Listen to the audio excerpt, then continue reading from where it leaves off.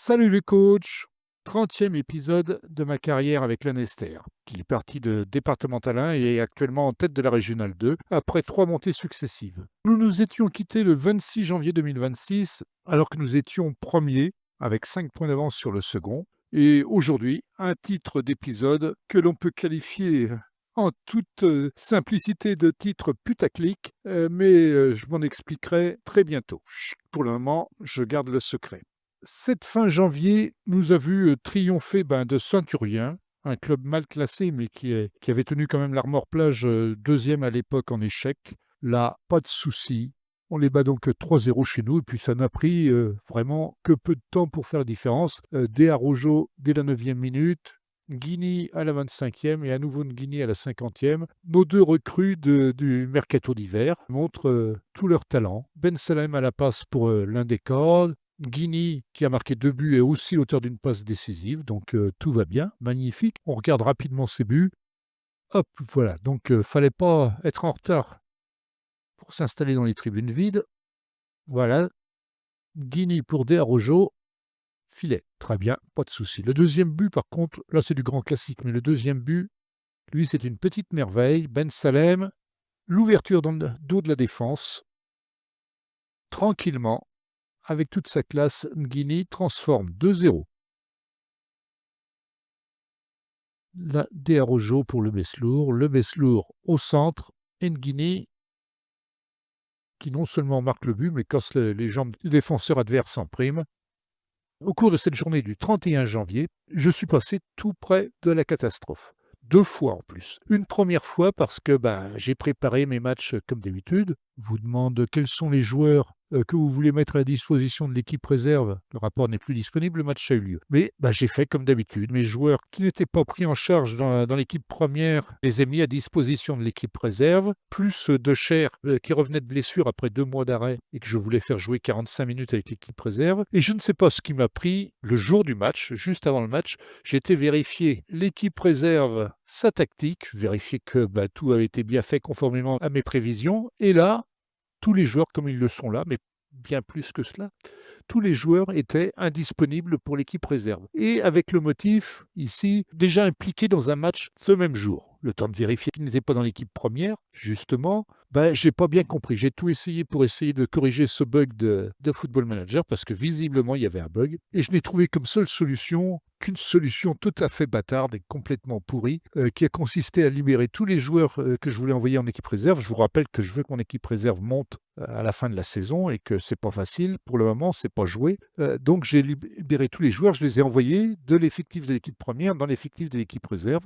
Ça les a complètement libérés. J'ai pu les mettre dans l'équipe type et ils ont pu jouer tout à fait tranquillement. Sauf que ça m'a coûté des ennuis. Bon, après, je les ai bien sûr ramenés dans l'équipe première. A fallu remettre dans les entraînements, dans les encadrements, etc. Ça m'a valu quelques soucis, comme par exemple Monsieur De Cher qui veut discuter de questions personnelles parce qu'il n'est pas content d'avoir été envoyé jouer avec l'équipe réserve. Donc il a fallu demander pardon, s'excuser humblement. Je l'avais déjà mis dans l'équipe première, donc il n'y avait pas de souci de ce côté-là. Bon, ça a quand même été un problème.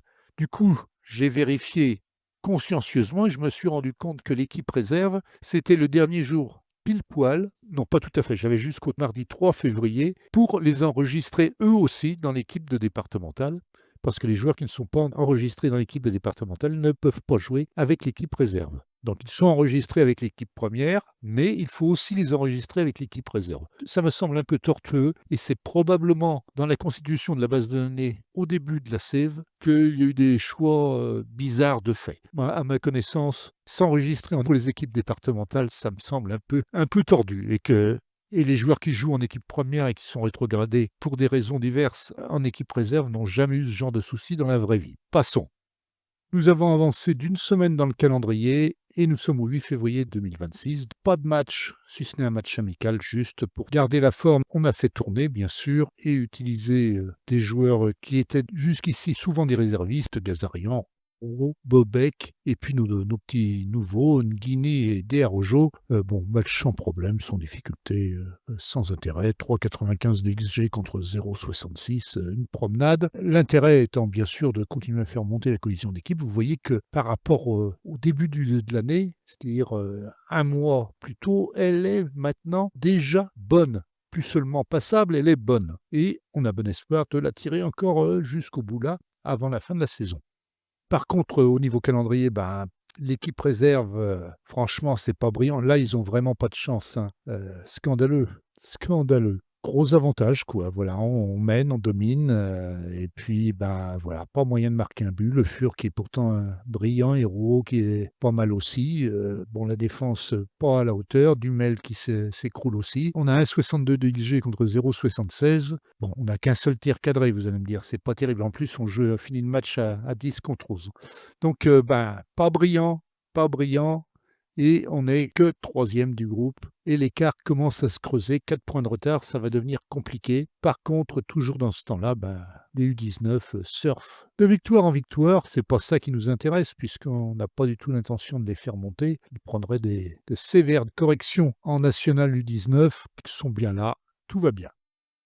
Nous avançons d'une semaine et tiens, notre fameux message de bienvenue a changé. Je crois que je vais inclure Football Manager dans mon curriculum vitae. Ben oui, tu m'étonnes, 13 jours, 0 heure 39 minutes, ça commence à compter dans cette sève, plus d'une demi-journée de jeu. Donc nous avons avancé d'une semaine et nous sommes au 20 février, comme le temps passe. Allons voir donc l'état de notre partie. Plouhinec, on les a battus 3-1 à l'extérieur, chez eux. Alors je ne sais pas si vous vous rappelez, à la fin du 29e épisode, je disais les 3 prochains matchs seront non pas déterminants, mais c'est victoire indispensable, obligatoire, parce que tant Saint-Urien que Plouhinec que Carhaix sont des équipes largement à notre portée. Elles sont milieu de classement. Si on les bat, comme nous avons notre destin entre nos mains, eh bien, ce serait pas mal de ramasser ces 9 points, puis d'espérer un faux pas de nos adversaires. Le faux pas ne s'est pas produit. Si on regarde bien, voilà, ici, nous sommes toujours premiers, mais toujours avec 5 points d'avance. On 10 points sur Kevin. Ça s'accroît un petit peu, me semble-t-il, et 12 points sur Lorient Sport, ça commence à compter sérieusement. Il ne nous reste plus que 8 matchs à faire. 12 points, c'est déjà pas mal. On est quasiment assuré d'être dans les 3 premiers. Il faut être premier, je vous le rappelle, si l'on veut monter. Donc, belle victoire contre Plouhinec, sans trop de difficultés. 24e, 40e, 45e minute. De Cher, Guillaumard, Diarrojo, tout le monde y était de son petit récital. On prend un but sur pénalty encore. Tiens, ça faisait longtemps. À la 77e minute, on va juste regarder le début du match. Voilà, on est en tout début de match. Et je me demande si ce n'est pas là que nous sommes passés à 2 doigts de la correctionnelle en début de partie.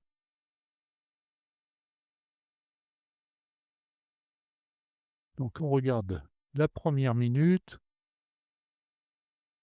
Voilà, hop là là là, vous avez vu un peu la... Et on échappe au pénalty. On a eu chaud.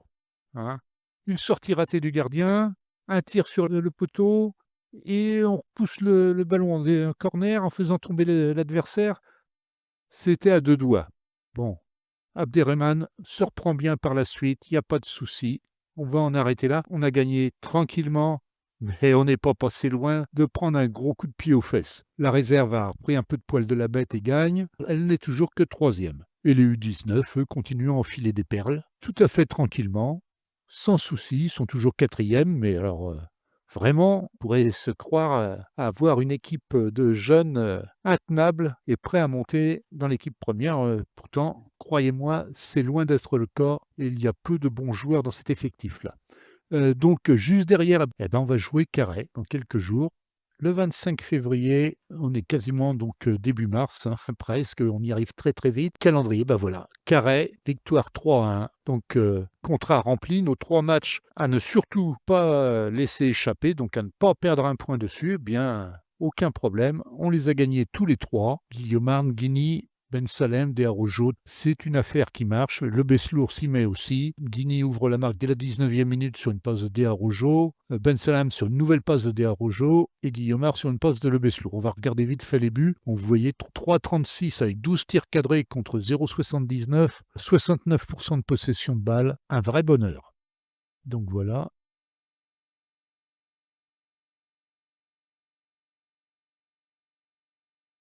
Merveille de petite passe dans la surface, De Araujo pour Nguini. Bon, dans la foulée, on prend un but, juste, tous les buts ont été marqués en l'espace d'un quart d'heure, en gros, 20 minutes. Là, c'est une bêtise de Erragui qui n'est pas bien au marquage. Abderrahmane n'est pas bien non plus dans sa détente.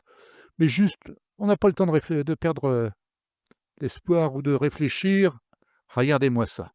3 passes dans la surface sans être gêné. Et ça finit au fond des filets. Magnifique. À peine le temps de se remettre et on remet ça. Grosse toile du gardien. Guillaumard, qui ne demandait pas mieux, la pousse au fond des filets. Ça nous donne quoi? Ça nous donne qu'on est toujours forcément premier, puisqu'on gagne tous nos matchs. Toujours que 5 points d'avance sur le US Montagnard, mais maintenant 13 points d'avance sur Kevin, 14 points d'avance sur Lorient. Il ne reste plus que 21 points en jeu. Ça commence vraiment à s'écrémer. Et derrière, il n'y a plus que l'US Montagnard qui s'accroche. Si on va voir son calendrier, eux aussi enfilent des perles. Il n'y a pas de problème. J'ai encore fait avancer le calendrier. La semaine suivante, on en est au 8 mars. Et au niveau du calendrier, eh bien voilà. Ploumagoar, 6e actuellement, Original 2. C'était un club de milieu de tableau, fallait pas le rater. Ça a été un peu chaud. Match à l'extérieur, on mène 1-0, on se fait égaliser. Guillaumard fait le spectacle. Hat-trick, on va les regarder les buts. Tiens, on a quand même 4,19 contre 1,32 de XG. On rate un penalty pour le 4e but et on en prend un juste derrière. Donc de 4-1 potentiellement, on se retrouve à 3-2. La fin de match, on a serré un peu les fesses quand même. On va regarder ce match, mais bon, vous voyez que la ligne d'attaque commence à être en pleine confiance. Là, c'est pareil. Regardez-moi ça. 30 mètres, Guillaumard, à l'arrêt, pleine lucarne.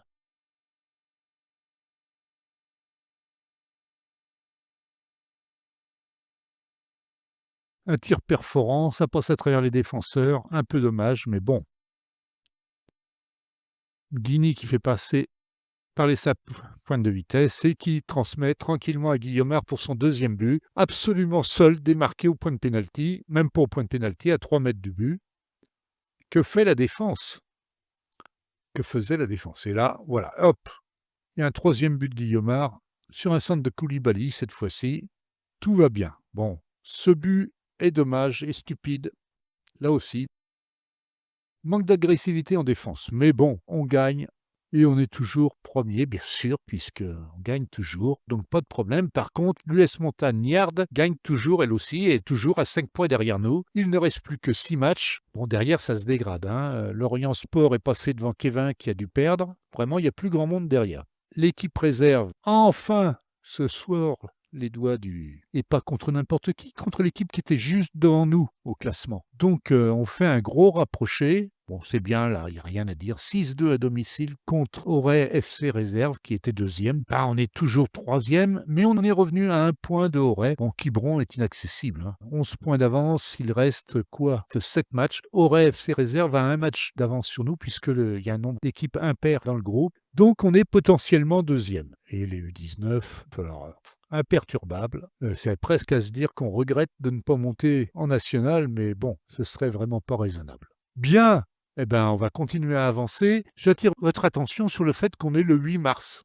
Donc on commence à approcher tout doucement de la période à laquelle s'effectue l'arrivée des New Gen. Si on regarde l'année précédente, le 8 mars, encore personne. On a bien sélectionné que la France. Et en 2025, l'arrivée des New Gen, c'était le 9 mars. Donc on va les voir 8 jours plus tard, enfin 5 jours plus tard pour notre prochain match, puisqu'on rejoue contre Bégard le samedi suivant. Donc on a besoin d'aller 6 jours plus tard. On va faire avancer. Eh bien nous sommes le 9 mars, pas 5 jours plus tard, parce que arrivée des jeunes. Le 9 mars, qu'est-ce qu'il s'est passé? Arrivée des jeunes, France, le 9 mars. Arrivée des New Gen pour le PSG, le Stade Rennais, Nice, Monaco, l'OL, Toulouse, tout ça. Et puis qui au bout là-bas? L'AS Lanester. Le même premier jour que la Ligue 1. Tout ça avec un 2e niveau simplement de recrutement des jeunes. Ah! Énorme surprise. On est passé quasiment dans le top, pas le top 20 parce qu'il y en a quand même quelques-uns devant nous, mais dans la première journée des sélections, on a ramassé parmi les meilleurs. Alors on va quand même aller se donner la peine d'aller voir, mais c'est quand même une grosse surprise. Enfin moi, Moi, je trouve que c'est une grosse surprise et je sais pas si vous vous rappelez ce qu'on nous avait promis, bah, effectivement, on a un gardien de but qui a l'air, pas mal. Alors on va regarder rapidement, on reviendra sur ces jeunes, hein, pour le moment, j'ai encore, rien décidé, mais on a un gardien de but qui a 16 ans.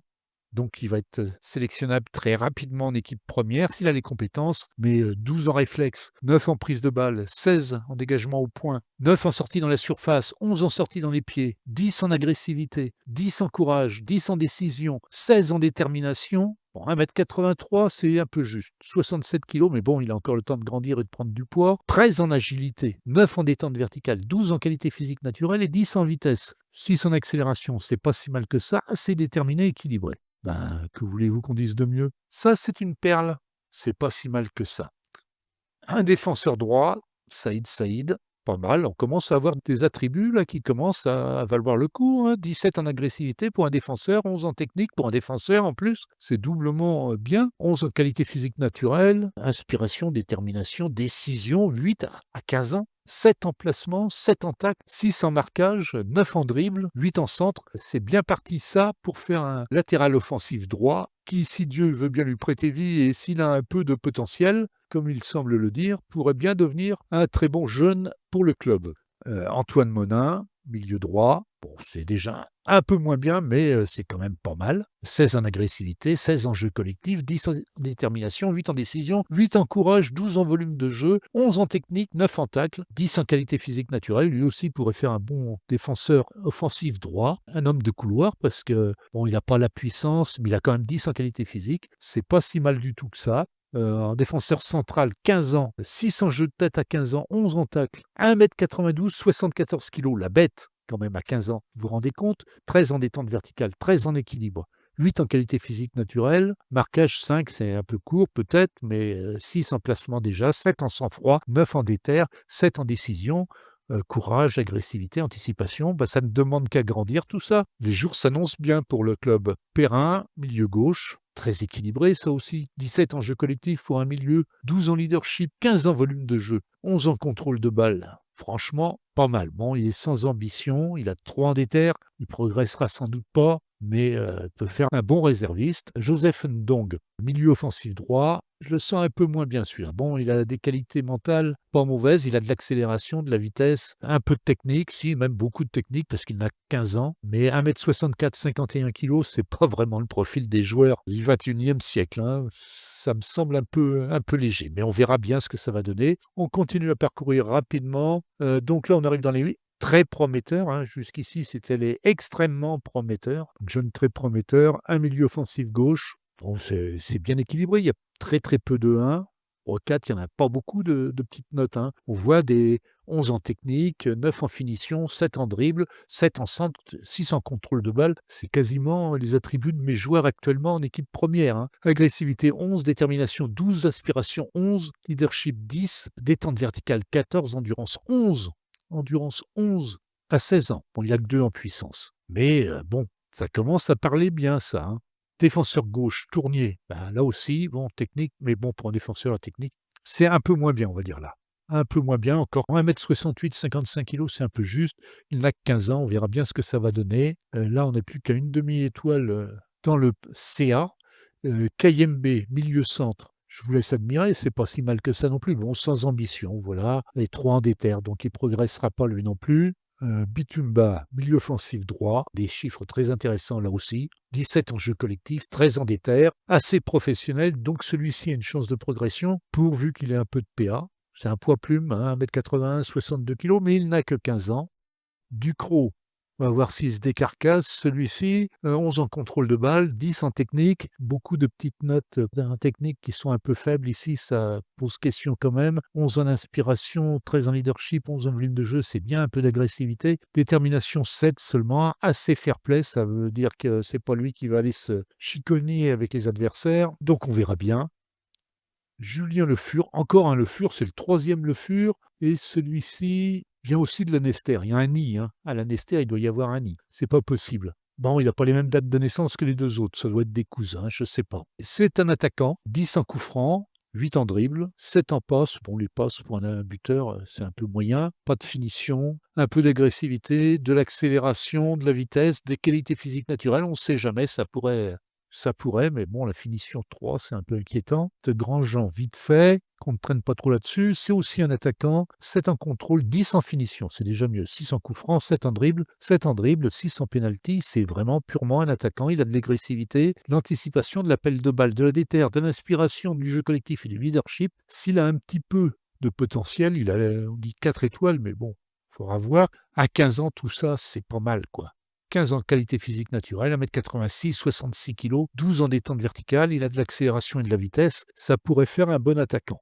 Suarez, défenseur central. La technique, on oublie, il a 10 en tacle quand même, pas de jeu de tête malheureusement, de l'agressivité, de la détermination, du leadership et du volume de jeu, un peu de placement, décision c'est un peu faible, concentration et courage c'est pas si mal, physiquement c'est pas une bête mais à 15 ans on peut quand même pas lui demander plus, c'est quand même bien. Moi, je trouve. Suarez, il nous reste Clara. Bon, c'est pas trop ce qu'on va en faire. Celui-là, il a un peu de technique, un peu de coup franc, du dribble, contrôle de balle, peut-être le recycler en milieu offensif gauche, mais il n'a pas de centre. Il a de la déterre. On ne sait pas pour le reste. Accélération, agilité. Physiquement, il est pas mal du tout, hein. Bon, il manque de puissance, mais il a que 16 ans. On verra. On verra. Je pense qu'ils vont tous être intégrés dans l'équipe. On va se débarrasser de quelques autres qui sont un peu trop à la ramasse derrière. Milieu droit ou milieu offensif droit pour Ngoy, ben, il a des chiffres pas mal aussi, hein, ça parle bien. Il a juste un 1 en marquage, mais pour un milieu offensif, s'en tamponne le coquillard. 14 ans d'éther, il est assez professionnel, donc il a des chances de progression s'il a du potentiel. 9 en agressivité, 13 en inspiration, 13 en jeu collectif, meneur de jeu avancé presque, hein, ou un attaquant avancé, puis du physique qui est quand même pas si mal. Donc énorme surprise et très très bonne réussite pour les jeunes pousses, moi je trouve. C'est bien, très content, très très content de cette promotion, et vous ne savez pas encore tout. On a avancé de quelques journées là, et on se prépare à rencontrer le CS Béguard. Les dirigeants du FC Chambly m'ont proposé un entretien. Bon, vous connaissez ma position, j'ai toujours dit que ça ne m'intéressait pas de quitter le club. Je faisais carrière dans un club pour aller jusqu'au bout et le mener au sommet, mais je me suis laissé tenter et j'ai accepté l'entretien. J'ai posé des tas de conditions et ils ont toutes été acceptées. On en est resté là. J'ai été un peu beaucoup quémandeur sur la fin en posant des conditions quasiment inacceptables. Bon, on verra bien. Les jeunes à l'essai, eux, ont été testés et ils ont battu les jeunes en place par 3 buts à 1. Assez logique. On va juste jeter un œil sur les buts à tout hasard. Ils ont très largement dominé. 3,34 contre 1,99. On peut dire qu'il y a quand même quelques petites faiblesses en défense, mais pour les jeunes à l'essai, petite faiblesse en défense quand même parce qu'ils ont concédé beaucoup d'occasions. Mais on a une équipe U19 qui est quand même pas si mal que ça. Bon, ben voilà, ça commence bien. La défense des U19 prend l'eau, carrément. On peut dire qu'elle prend l'eau, ça va pas du tout. Et voilà, belle parade de Dumel quand même. Mais bon, la défense ne suit pas derrière, donc il encaisse quand même un but. 2-0. Puis je crois que ça va faire 3-0. Et encore un but de la tête. Donc il y a quand même des problèmes de défense des U19. Et puis ensuite un pénalty anecdotique pour revenir à 3-1. Mais les jeunes à l'essai ont largement surclassé les jeunes en place. Alors, on en reparlera dans l'épisode suivant parce que je pense que là, ça va faire largement assez. Donc on en reparlera dans l'épisode 31. Mais le petit chantage que j'ai fait avec ma direction en acceptant l'entretien de l'US Chambly a payé. Mes dirigeants, inquiets de me voir partir, m'ont demandé ce que je voulais pour l'année suivante. Alors, eh ben, que voulez-vous que je dise? J'ai demandé une amélioration de l'encadrement des jeunes. Elle est acceptée. Voilà, donc on ne l'a peut-être pas encore tout à fait. Vous savez bien que même si la dernière amélioration a été valable quelques jours après l'accord, celle d'avant avait mis 9 mois, donc on peut se poser des questions, mais ça y est, on a amélioré l'encadrement, donc on va arriver au 2e niveau d'encadrement, 2e niveau de recrutement. On va sans doute descendre un petit peu dans le choix des new jeunes, parce que là, ça a été un miracle d'être dans la première fournée, au même titre que le PSG, le Stade Rennais, l'AS Monaco, Nice, etc. Extrêmement étonnant. Bon, ça nous a permis d'avoir certainement des jeunes avec du potentiel, pas autant que si on avait eu un très bon responsable des jeunes à faire le choix, mais bon, c'est déjà pas si mal, vous avez les attributs qu'ont ces petits jeunes. Ce qui nous manque maintenant, c'est de les améliorer en CA, c'est-à-dire de leur faire progresser pendant qu'ils sont dans la marmite, dans la couvée. hein. Je ne sais pas si vous vous rappelez comment j'ai expliqué que se passait la fabrication des New Gen. Si vous ne vous en rappelez pas, bah, il y a une vidéo en haut de l'écran à droite, revoyez-la. Elle vous expliquera absolument tout sur ce qu'il convient de savoir sur les petits jeunes. Si on peut améliorer leur encadrement, eh bien, notre avenir en Régional 1 s'annonce plutôt serein parce qu'avec l'équipe que l'on a là, les petits jeunes qui viennent d'arriver, qu'on va faire mûrir gentiment, on a quand même quelque chose de pas mal. Peut-être pas pour monter en National 3 du premier coup, mais on va viser ça à la deuxième année. Bon, pour le moment, il faut déjà qu'on monte en Régional 1. Mais c'est quand même bien parti, hein. Je vous rappelle que question classement, bon, on a de la marge. On a juste l'US Montagnard qui nous fait peur un petit peu. Mais si on gagne nos autres matchs et qu'on ne fait qu'une défaite contre l'US Montagnard, c'est tranquille. Bon, maintenant, il faut voir ce que ça va donner. Notre dynamique de groupe, cohésion d'équipe, elle est bonne. L'atmosphère au club est excellente. Le soutien de l'entraîneur est très bon. Bon, on a quelques petits râleurs, mais rien de bien méchant. Je progresse tranquillement dans mes attributs. Je vais demander, dès que l'accession en Régional 1 va être acquise, je vais demander à suivre un stage pour passer diplôme National C. Ça me semble plutôt bien parti. J'espère que pour vous, il en est autant, que dans vos parties, tout se passe pour le mieux. Je vous souhaite à tous de très bons matchs, de très gros succès, et on se retrouve pour l'épisode 31 dans une petite semaine. Salut les coachs, à très bientôt. Si vous avez aimé cette vidéo, un petit pouce en l'air, ça me fera plaisir. N'oubliez pas de vous abonner, vous serez ainsi informé de la sortie des prochains épisodes. Et si vous avez des questions ou vous voulez faire des remarques, laissez des commentaires. Je les lirai et j'y répondrai avec toute l'attention nécessaire. Si vous avez envie de venir partager avec nous, sachez que le groupe FM Plaisir est un groupe Facebook français tout récent. On n'est pas encore très nombreux, mais on est tous des passionnés qui seront ravis de vous compter dans leur rang, quel que soit votre niveau de jeu. Un lien vers le groupe se trouve dans les notes de cette vidéo-ci. Je vous laisse et je vous dis à très bientôt.